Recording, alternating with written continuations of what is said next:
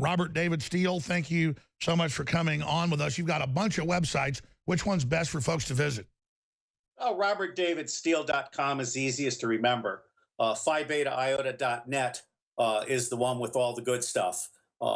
It's the one with all the posts from 80 people that I curate. Well, let's start with McMullen's the lightweight. This is a little man who's got no serious credibility in either the intelligence community or the real world. He's just running his mouth. I happen to be a complete independent, and I believe that the enemy of my enemy is my friend. And you and Gary Null and a whole bunch of important people are starting to talk about how Donald Trump might be our one chance to take down the deep state. I absolutely believe that.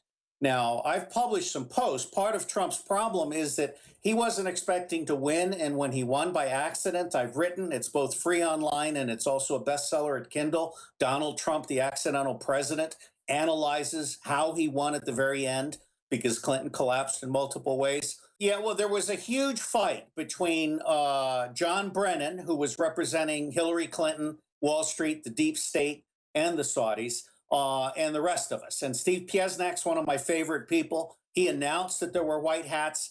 The white hats were able to stop Hillary Clinton from using the same electronic fraud that she used against Bernie Sanders. She stole 13 primaries from Bernie Sanders. That was confirmed by Stanford University. They were able to stop that, and she wasn't able to steal 13 general elections from Donald Trump. But coming back to Donald Trump, his problem was that he had to get from election day to inauguration day. And he had to get through the Electoral College, the congressional validation, and inauguration day. And as you all saw, John Brennan committed treason by telling lies intended to overturn the Electoral College. It is unprecedented. John Brennan is, in my view, until he resigned, and maybe still today, the highest paid agent of Saudi Arabia. John Brennan is corrupt to the bone, and he should be under deep FBI investigation. But set him aside. Donald Trump is there now. The point I'm trying to make is that to get from Election Day to Inauguration Day, Trump had to make some deals, and Reince Priebus, the Judas in the White House, was part of that. Priebus is, among other things, an enabler and cover-upper of pedophilia. Dennis Hassert is the tip of the iceberg. I absolutely guarantee you that Julian Assange is going to take down the Republican Party and Reince Priebus specifically. Well, let me just stop you. I know you've got a lot of high-level sources. This is shocking right now because I've had you on for a decade. You're very respected and involved in clandestine operations all over the Middle East, all over the world. And I know you wouldn't just say this because this opens you up to a lot. Now, I'm not saying this is your opinion. I'm saying you're a guest on my show saying this right now because the media... Oh, Alex, don't be chicken. Well, no, listen, I'm not chicken. I know about Hastert. I know about his connections to the Clintons. I know about the whole network. I know it's true. Listen, this is on me. This is on me. Yeah, go ahead. This is not on you. This is on me, okay? Here's my Marine Corps serial ring. This is on me. I have for over a decade been working with a number of people on pedophilia as an elite privilege. For the Democrats, it's actually an acquired taste. John Podesta is a pedophile light. The Republicans and the elite in banking are the ones who have really made this a big league thing. There are Saudi Arabian restaurants with basements in Washington, D.C., where you can order children on the menu. Okay, this is what I have been told. I have not been to one of those restaurants. I've never ordered a child on the menu. Pedophilia is the Achilles heel, and Donald Trump has figured that out. Now, Flynn did not get fired because he called the Russians. I would remind your viewers that Henry Kissinger sabotaged the Paris peace talks and killed another 20,000 U.S. troops and hundreds of thousands of others just to help Richard Nixon get elected. Hillary Clinton sold Syria and Yemen to Saudi Arabia for tens of millions of dollars. Okay, Flynn got fired because he had the arrogance to think that he could tell Mattis and Tillerson what to do. He also managed to piss off the vice president. Flynn's call included, and this is insider information, Flynn's call included a conversation about a list of high-level pedophiles in the United States, one of whom is Mike Pence's best friend. And Flynn did not tell Pence. That eventually came out. Now, the real issue, as Dennis Kucinich has very carefully pointed out on Fox, the real issue is that NSA has been spying on all of our politicians with impunity, and the CIA is leaking highly classified information as part of a political coup d'etat. If I were in Donald Trump's shoes, I would be shutting NSA down. NSA has no legislative charter. Donald Trump has the power to shut NSA down tomorrow. All of your smart viewers know what a tiny URL is. So at tinyurl.com/memo4 Trump, memo for Trump, is my memorandum to Donald Trump, which is, I am told, now in Trump's hands, in Steve Bannon's hands, and possibly in Kellyanne Conway's hands. All right? Trump has three major enemy groups. Enemy group number one is George Soros, Tom Steyer, and other billionaires who are behind what is going to be a violent American spring. The American spring is going to begin as soon as the weather gets nice, with tens of thousands of paid agitators across the country. And it is going to end with 3 million people being bussed into Washington, D.C. on May Day, on the 1st of May.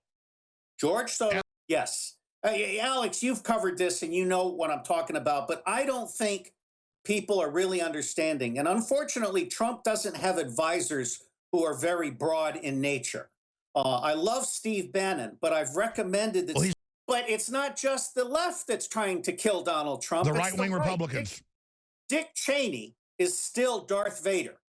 Dick Cheney is orchestrating penetrations of the government. And in fact, I've recommended to Trump that he fire the director of the Office of Presidential Personnel, DeStefano, who was put in there by Priebus specifically to front load all of Donald Trump's political appointees with moles from the establishment.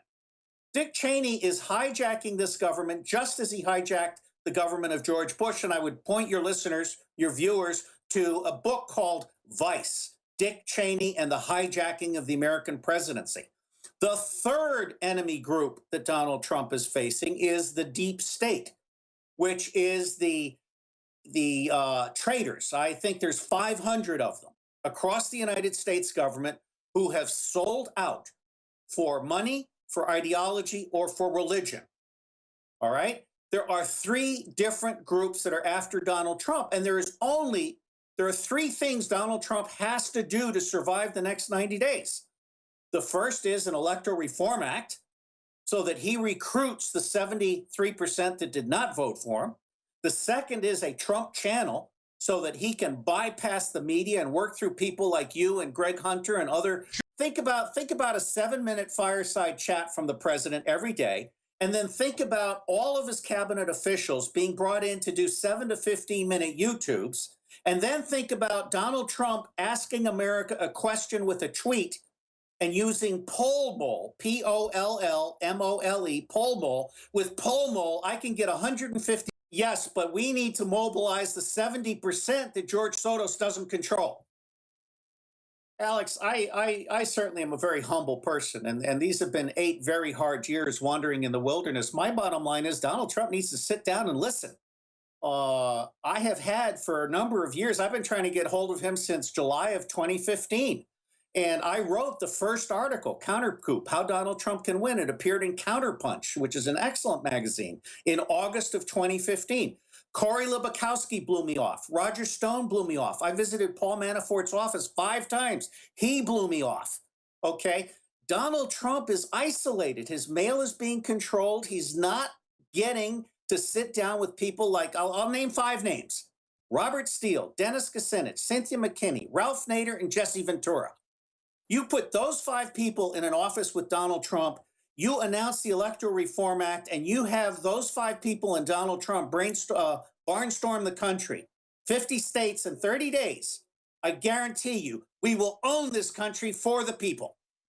Well, McMullen has just demonstrated that he's clickbait. He's right up there with Madonna. I think very, very poorly of him. He is being an irresponsible, unprofessional person. Donald Trump, for all of his flaws, is unshackled. And I cannot emphasize this anymore. There is one chance to restore the Constitution and restore the Republic. Now, I'm really pleased that Jeff Sessions and James Comey, who appears to have turned around somewhat, they're going after the pedophiles among the elite. A number of arrests are expected in the next week or two.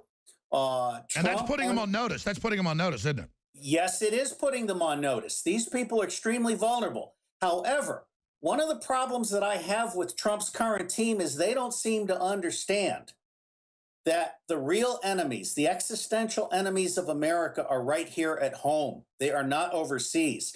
North Korea is the Chinese's problem. Look, I'll tell you what, let's make America great again, starting right here at home. What Donald Trump needs to do is restore integrity to our electoral process and our governance process. Nothing else matters. All of these platitudes about Russia and Iran and other countries are platitudes.